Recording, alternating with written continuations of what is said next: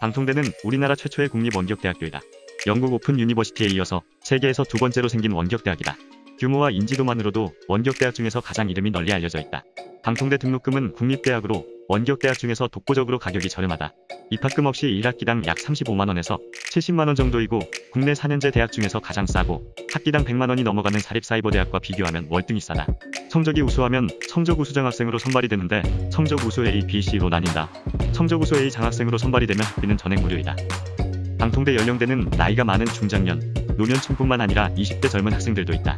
20대 학생들은 2년대 전문대를 졸업하고 직장생활 또는 아르바이트를 병행하면서 거주 지역을 옮기지 않으면서 매우 저렴한 가격으로 4년대 학위를 취득하기 위해 편입학으로 지원을 많이 한다. 입학생 중에서 교수보다 나이가 많으신 학생분들도 있어서 욕설까지는 아니지만 대놓고 교수에게 함부로 말하는 학생들도 있다. 연령대가 다양해서 스터디 그룹 등을 활용하면서 공부를 한다면 조금은 인맥 형성에 도움이 된다. 방통대는 교칙으로 이중학적 보유금지 규정을 적용하지 않는다. 방통대를 다니면서 동시에 다른 대학을 다니는 것을 방통대학직으로 가능하다. 두 대학을 동시에 재학 중인 걸 발각될 경우 방통대에서는 문제가 없지만 다른 학교에서 문제가 돼서 징계를 받을 수 있다. 성별, 연령, 직업 제한 없이 일하면서 배우는 교육제도의 설립 취지에 맞춘 개방대학인 방통대는 입학 경쟁 없이 누구나 입학 허가를 받아야 하지만 약간의 경쟁 입학 방식을 취하고 있는 학과도 있다. 사회복지사 자격증 취득이 가능한 사회복지학과와 유치원교사 자격증이 취득 가능한 유아교육학이 경쟁률이 발생하기도 한다. 방통대 수업은 매체의 변화로 라디오, TV, 인터넷으로 발달해 나아갔다. 초창기에는 새벽에 라디오 방송을 놓치지 않고 들어야 했었고 강의를 놓쳤다면 지역대학의 녹화 테이프를 빌려야 했다. 1984년에 카세트 테이프 형태로 진화했고 1998년에 인터넷 수업으로 변화했다. 인터넷 수업뿐만 아니라 출석 수업도 있지만 학년별, 지역별, 학과별 출석 횟수가 다르다. 방통대 수강 신청은 대부분 과목이 3학점으로 학기당 18학점을 신청할 수 있다. 직전 학기에 배포 없이 평균 3.5 이상이거나 취득 학점이 102학점을 넘었는데 재수강 과목을 신청하는 경우라면 3학점 추가 신청할 수 있다. 과목은 전공, 일반, 교양 선택으로 구분되며 졸업 조건만 넘는 선이라면 과목을 마음대로 선택해 들을 수 있다. 모든 과목의 공식 교재는 한국방송통신대학교 출판원에서 일괄적으로 출간한다. 대부분 저자 직장 교재이며 교재는 일반 대학 교재처럼 두껍지는 않다. 강의에 최적화되어 있는 교재가 많아서 내용이 일치하는 경우가 많다. 교재도 그렇게 아주 비싸지 않지만 많이 비싸게 느껴진다면 중고마켓에서 저렴하게 살 수가 있다. 강의 시간은 45분씩 15주차를 하는 것이 원칙이다. TV로 방송하는 강의는 사정상 45분이다. 그게 아니라면 빨리 끝내거나 늦게 끝내기도 한다. 교수에 따라서 강의의 질은 천차만별이다. 교재를 쓴 교수가 강의하므로 제대로 된 교수를 만난다면 수준 높은 강의를 들을 수 있는데 잘못된 정보를 가르치거나 오래된 정보를 가르치는 교수들도 있어서 부실한 강의를 듣게 된다. 그리고 방통대 강의가 녹화 강의다 보니 질의응답이 불가능하다. 질의응답 게시판이 있어 질문이 가능하지만 빨리 답변해주시는 교수님도 있고 늦게 답변해주시는 교수님도 있다. 중간, 기말 및 출석 수업 대체용 과제물은 온라인 제출과 오프라인 제출 두 가지 있다. 단 제출 방법은 학생이 선택하는 것이 아니라 과목마다 정해져 있다. 그러나 대부분 온라인 과제물 제출이므로 오프라인 과제는 몇 되지 않는다.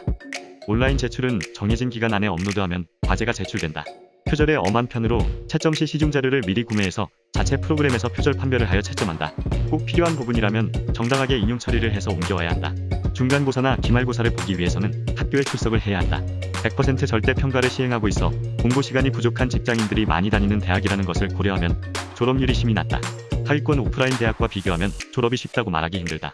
교양도 마땅히 들을 만한 것도 없고 전공 난이도도 많이 어렵다. 시험은 중간 30%, 기말 70%로 기말을 놓치면 낙제하기에 십상이다.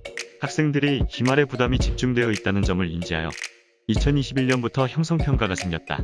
형성평가는 학습 진도율과 학습 활동으로 이루어져 있고 형성 20%, 중간 30%, 기말 50%로 변경이 되었다. 방통대 관계자에 의하면 4년 졸업은 전업 학생을 포함해도 25%밖에 안 된다고 인터뷰를 했다.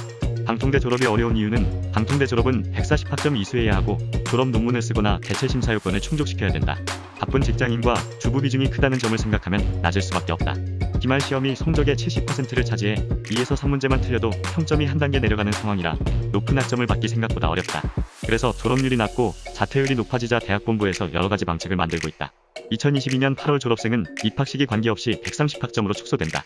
방통대의 장점은 원격대학으로 가격이 매우 싸다는 점과 수업 출석 의무가 없어서 거주지 이전 무리한 장거리 통학이 없으므로 일과 병행할 수 있다는 장점이 있다. 포스트 코로나 시대에 현재 모든 대학의 강의는 사이버 강의로 거의 대체되었는데 온라인 수업의 원조인 방통대는 강의 파일을 mp3로 다운할 수 있고 출퇴근길에 강의를 들을 수가 있다. 그리고 국립대라 국가의 후원을 받을 수 있는 점과 박정희 정부가 정책적으로 밀어주던 대학이라 지역대학을 두고 있다. 오프라인 대학 졸업장보다 졸업장의 가치가 많이 밀린다. 법률상으로 오프라인 대학은 정규 4년제 대학이지만 개인의 주관으로 기업체 면접에서 방통대나 사이버 대학 같은 원격 대학은 암암리로 대졸자로 인정해주지 않는 일도 있기 때문이다.